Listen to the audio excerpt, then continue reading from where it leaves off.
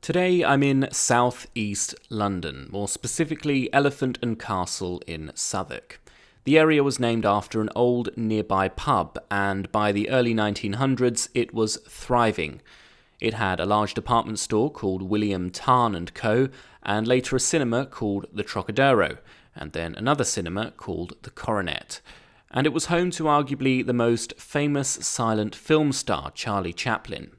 These things and others led to it being referred to as the Piccadilly of South London, which is pretty high praise if you think about what Piccadilly Circus was like back then, and even what it's like now.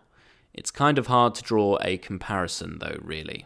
Unfortunately, during World War II, Elephant and Castle was badly damaged during German air raids, but by the 1960s, a full redevelopment of the area was underway.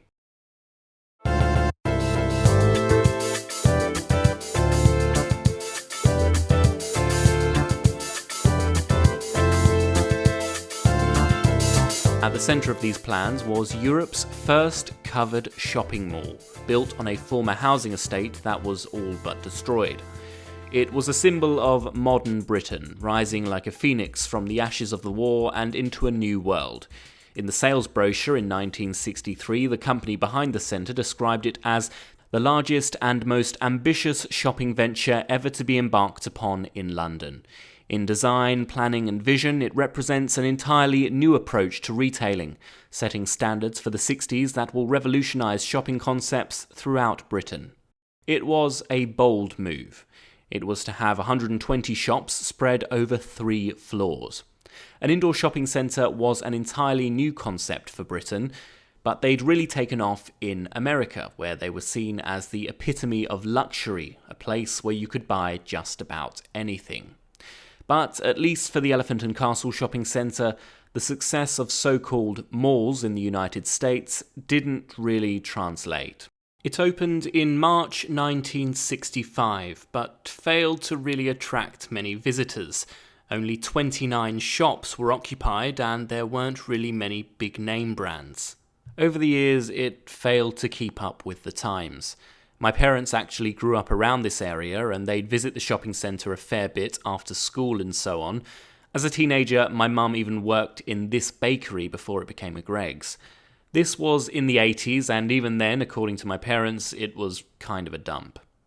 Eventually, it ended up looking like this, and people branded it an eyesore. No matter how much you like brutalist architecture, it's hard to disagree with that. But the Elephant and Castle shopping centre had something most other shopping centres didn't have. It had a kind of community. Because big brands weren't really interested in it, smaller family-owned businesses moved in.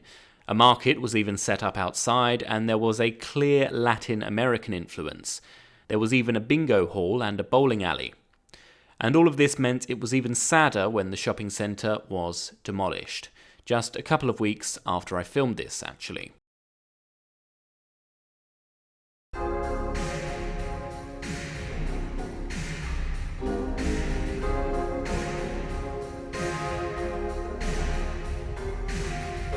The shopping centre's life had hung in the balance for a few years before it was eventually knocked down. Customer numbers had started to dwindle, but London's population was increasing, and the Elephant and Castle shopping centre was sitting on prime real estate, a massive plot of land in the centre of town next to the Underground and National Rail stations. It probably also didn't help that several people had been stabbed at the centre.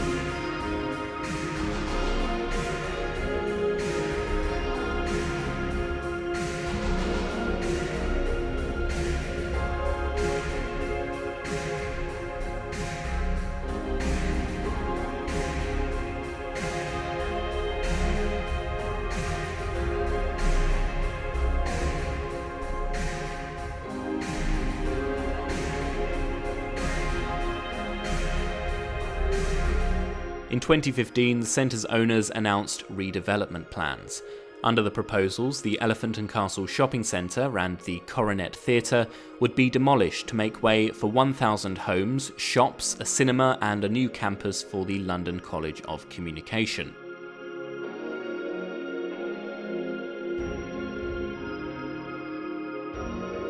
Despite objections from local campaigners, the plans were approved, and 55 years after it was built as a symbol of a new modern London, the Elephant and Castle shopping centre was demolished to make way for the next chapter in the city's ever-changing history.